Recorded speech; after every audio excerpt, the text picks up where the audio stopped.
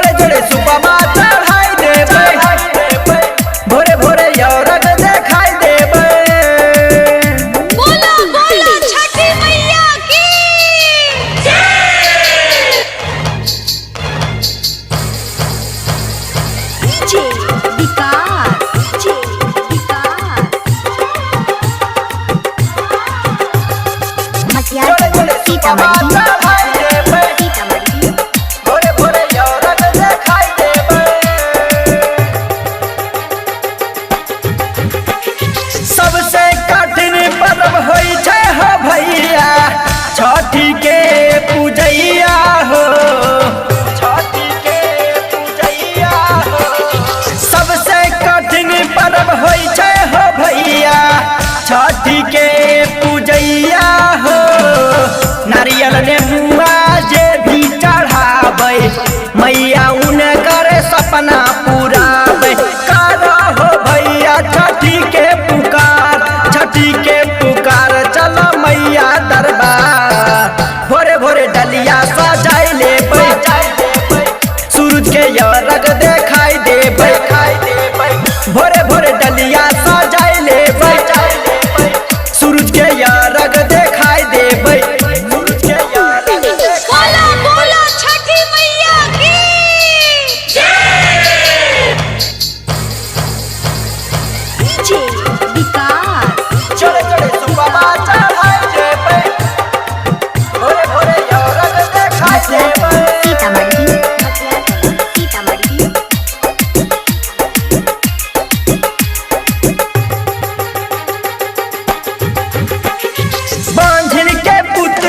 निर्धन के धन हो ओढ़िया के काया हो, ओढ़िया के काया हो।